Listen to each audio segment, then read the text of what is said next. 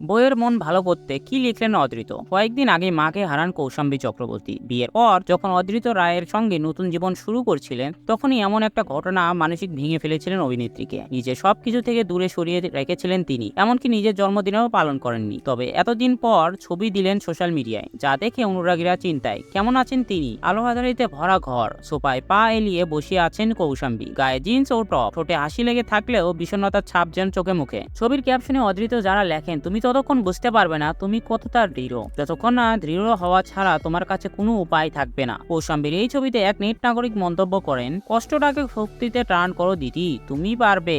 দ্বিতীয়জন লিখেছেন, কষ্ট পেও না দিদি, আন্টি এখন ভালো জায়গাতে শান্তিতে আছেন, তোমার ঘরটা বড্ড সুন্দর। তৃতীয়জন লিখেছেন, আমার দিদি খুব শক্তিশালী। চতুর্থজন লিখেছেন, অনেকদিন পর দেখলাম তোমাকে, ভালো থেকো। বইয়ের পোস্টে মন্তব্য করে অদ্রিত নিজেও মস্করা করে লিখছেন, সব সময় পিকচারে ক্রেডিট দেওয়া উচিত। তানভীর আর রয়, তোর কি মত? এ জবাবে তানভীর লেখেন, এটা আমার পয়েন্ট, বলে বলে ক্রেডিট নেব না, হোয়াটসঅ্যাপে যা বলার বলে দিয়েছি। মিঠাই ধারাবাহিকে কাজ করার সময় কাছাকাছি আসে অদ্রিত আর কৌশাম্বী, ধীরে ধীরে বন্ধুত্ব করে ভালোবাসায়। এরপর চলতি বছরে বেশ ধুমধাম করে বিয়েটা করেন তারা। মে মাসেই 4 হাত এক হয় অদ্রিত আর কৌশাম্বী। তারপরেই 27 জন রাতে অভিনেত্রী অনুরাগীদের মাতৃবিয়োগের খবর জানান। কয়েকদিন আগে সূর্য প্রিমিয়ারে অদ্রিত উপস্থিত ছিলেন। সেই কৌশাম্বীকে নিয়ে প্রশ্ন করা হলে জবাব দেন, খুব অপ্রত্যাশিত এক ঘটনা ঘটছে, মন তো সকলেরই খারাপ, কিন্তু তার মধ্যে কাজ করতে হচ্ছে, ভালো মন্দ সবটা মিলিয়ে মিশে চলছে। আমরা দুজনে মিলে একসঙ্গে চেষ্টা করছি যতটা স্বাভাবিকভাবে থাকা যায়। নিত্য নতুন গসিপসের আপডেট পেতে আমাদের চ্যানেলটি সাবস্ক্রাইব করুন।